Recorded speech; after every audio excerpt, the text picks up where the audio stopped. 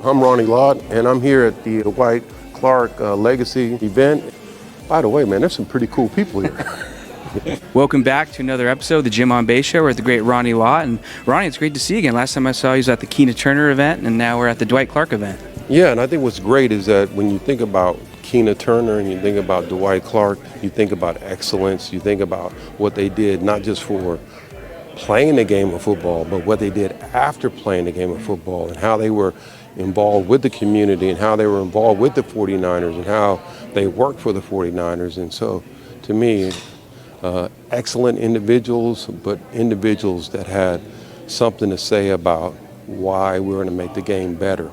And to me, having people like that explain to young people what it takes to be great, trust me, coming from those two guys, amazing.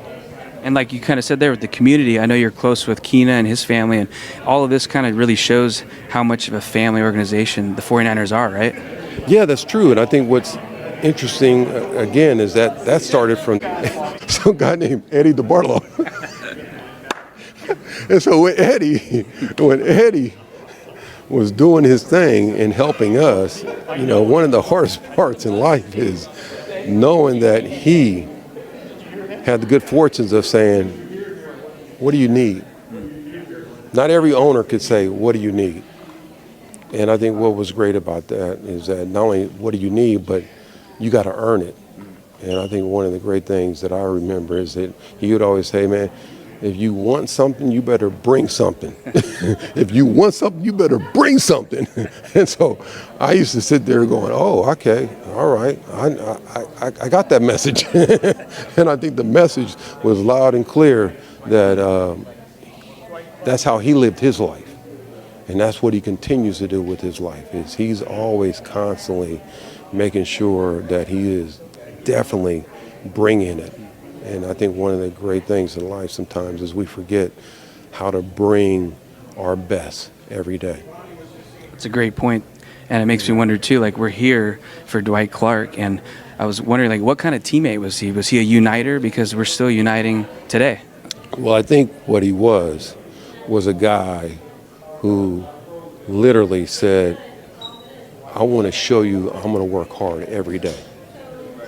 You know, I liken him to one of the, great people in the world where you're sitting there and every play he's giving 100%. And I think what I loved about that is that he never took a day off. He never took it for granted.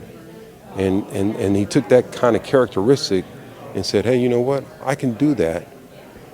And I'm going to do it in hopefully helping the 49ers. I'm going to do that hopefully helping Mr. DeBartolo. I'm going to do that working with the Browns. And so all of a sudden, here he is. He's taking a skill that he learned at Clemson and, really taking that skill and saying, hey, this is opening up doors for me. And for me, when I look back, I'm always indebted for the fact that when I think about him, I just remember trying to cover him and sitting there going, man, will you just stop? Because he was constantly moving, constantly trying to find ways to get open. And I think that constant motion is the same constant motion that when you see Steph Curry trying to come off a screen and you see him and he's going back and forth, he's trying to get open and he's trying to do something. And that desire and that want is something that the great ones have, and Dwight had that. Well, you said, constantly moving. That makes me think of Michael Zagaris, or Z. So he's always moving, shooting something. So what does he mean to you? And it made me wonder, do you have any of his photos of you on the wall? Or wait a minute. I got photos of Z-Man, and I got photos of him, of pictures that he took of rock and roll stars. I got a Janis Joplin. I got so many photographs of him and the people that he worked with, and even here, standing here, I'm in awe.